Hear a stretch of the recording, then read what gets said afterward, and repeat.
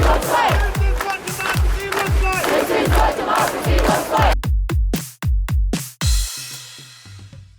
Hey everyone, welcome to Be the Change. My name is Lily Mott, and today I'm going to be talking about how change comes when you get feisty. I am so excited to share this week's guest with you, and I really hope to meet her very soon in person. Olivia Clarke is a changemaker from Manchester in the UK, and she's raising awareness about so many different issues that are affecting young people in her community, across the UK, and around the world. So, without further ado, let's get started with this episode featuring Olivia Clarke.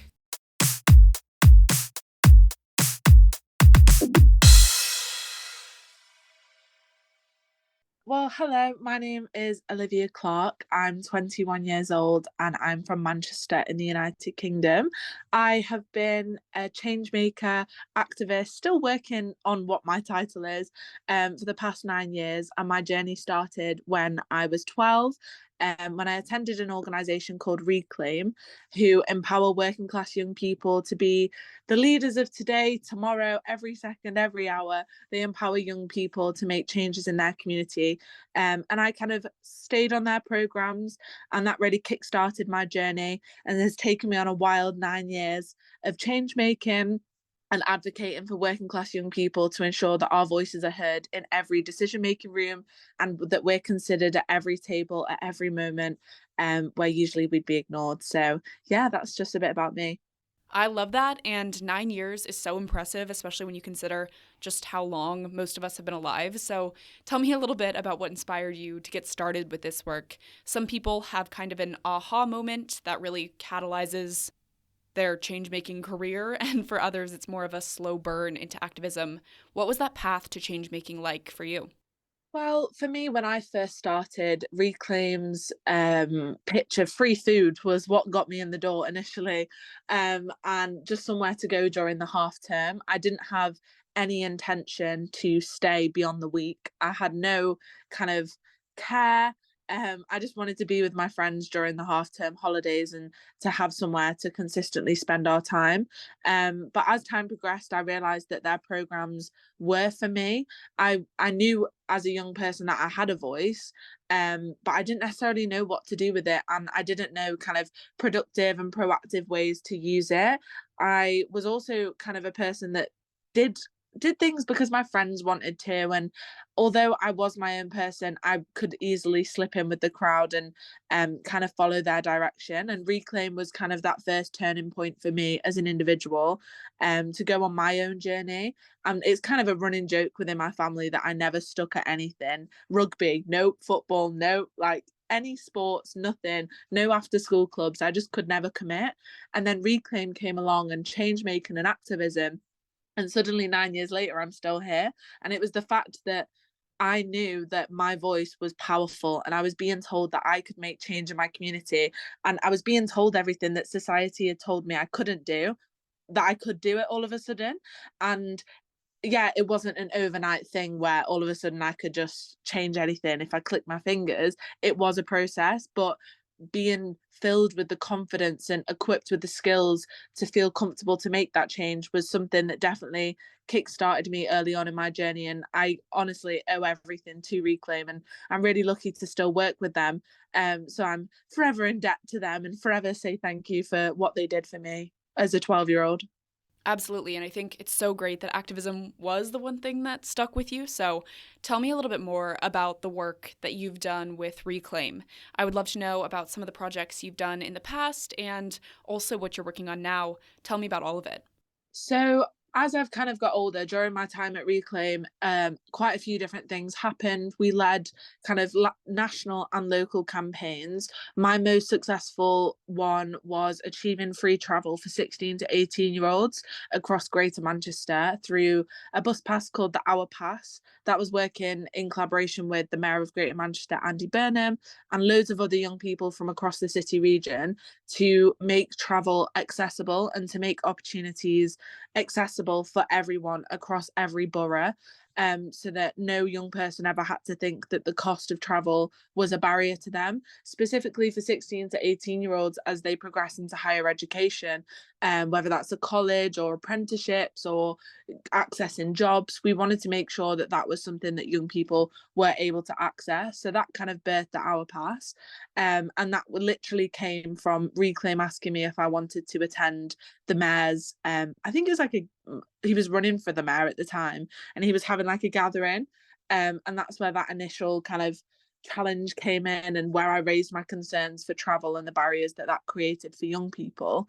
Other campaigns that I've done with Reclaim, one was called If We Did This. That was alongside 4 other young people, where we challenged the toxicity within the House of Commons and the language used by leaders representing us, and how if we did that in school, we'd be put in detention, or we'd be punished, or we'd be disciplined. And why isn't that the same for those in power who have our futures in their hands? So we then went to the House of Commons and met with the Speaker at the time, John Burke, and he signed our what's it called now, like agreement to ensure that that was changed within the House of Commons. And we did see some changes, but as we can see with our current political leaders, it's not necessarily consistent. But it was definitely a successful campaign in the fact 5 working class young people from the north of England made it to the House of Commons to challenge our political leaders.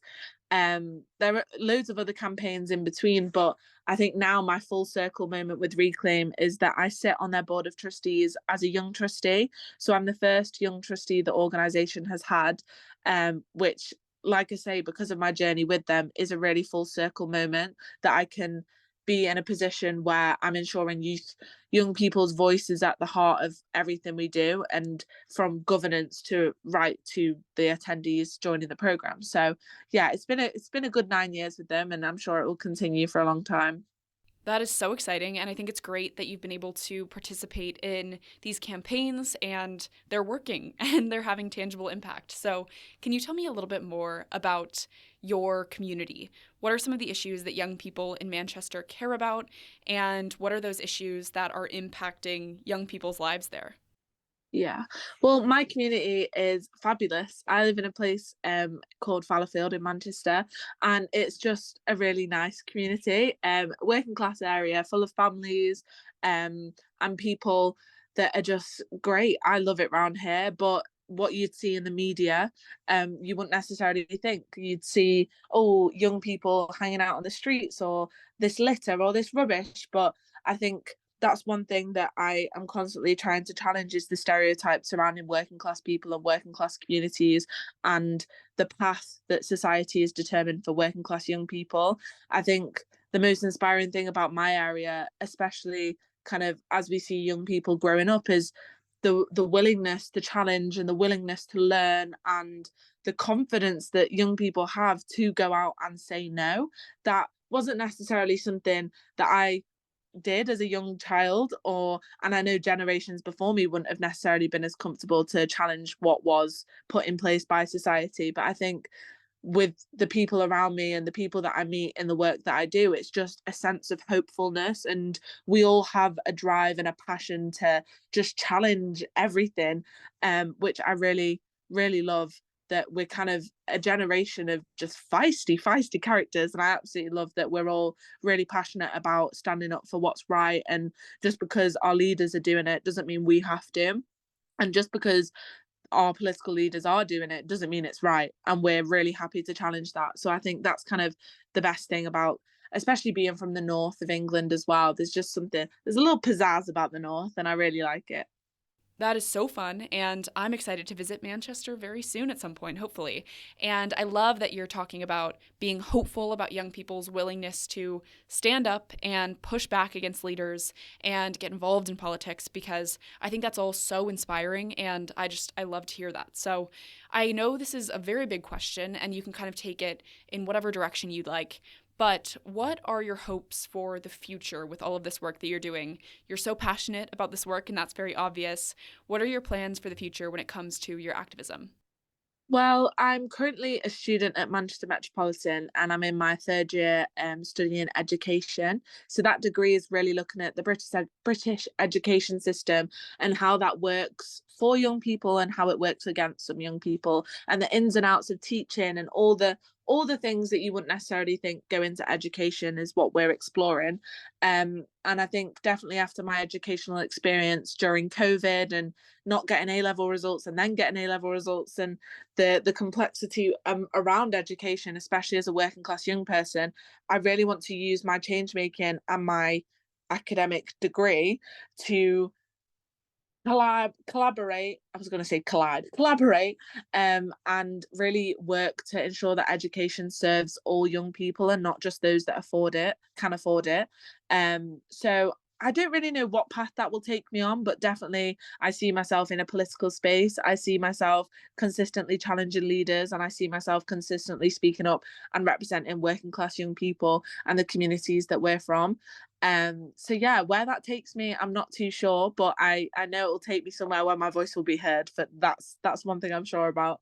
I am sure about that too. I absolutely 100% see that for you in the future, and I really wouldn't expect anything different, so I'm excited to follow along. I have one more question for you. Lots of young people want to create change, but they may not know how to get started with that work. What advice do you have for those people who may be listening? Oh, that is a great question. And it's definitely something when I first started out, I didn't know change making was even like a thing.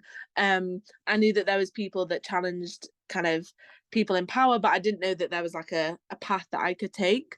So I think, yeah, look at what's going on in your community, reach out to organizations if you can, and just see what they're doing, see if there's anything you can get involved with. I think one thing that's really great about this is that there's something for everyone, and if there isn't, you can just start it. But it's really good to look at what does exist so that you're not reinventing the wheel and that you're working and collaborating with those already doing things in your community. I think just know that you are powerful and that your voice can make change. And when society is trying so hard to silence you and doing absolutely everything they can to silence young people, use your voice, use your platform. You don't have to be an influencer, you don't have to be a celebrity. Like, you are enough to be the voice and be the change and be an advocate for people from your communities. You can do it. And I think society is really good at telling us that we can't do it. And I know it is easy just to be like, you can do it, you can make change, but you actually can. And I think that's, although social media definitely has its negative sides, that's the really positive thing about it as well, is that you can access resources at your fingertips. And if you can't, then there's always going to be someone that can support you in doing so. And I guess, yeah, just knowing that you can, and if you've got an idea, don't ignore that idea because you're thinking about it for a reason. And if you've got a feeling inside, make sure you're listening to yourself. And honestly, okay, yeah, they're leaders, yeah, they're political leaders, but just shout at them, tell them why you're not happy with them, tell them why they're wrong, and don't be afraid to do that.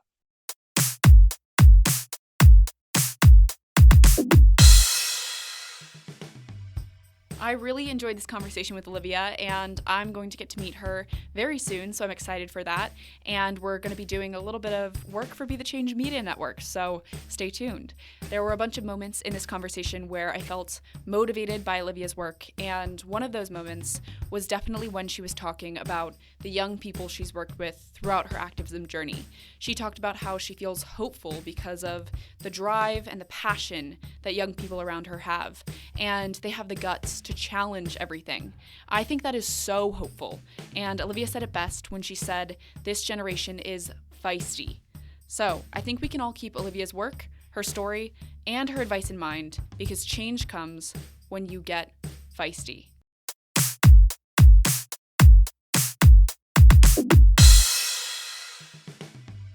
Thank you so much for listening to this episode, and you can find Olivia on Instagram at Liv Clarke Activism to get connected with her and follow along with all of the work she's doing. If you want to talk about anything I mentioned, please reach out to me by email at lily@bethechangepodcast.org or on Instagram at Be the Change Media Network. I am working on expanding Be the Change Media Network, which means bringing you more inspiring stories from amazing guests. If you enjoyed this episode, I would really appreciate it if you could leave the podcast a rating and a comment, because it will help these stories to reach, educate, and inspire more people. And I would also love to hear your thoughts and your feedback. Tune in for my next episode, but until then, be the change you wish to see in the world. Bye, guys!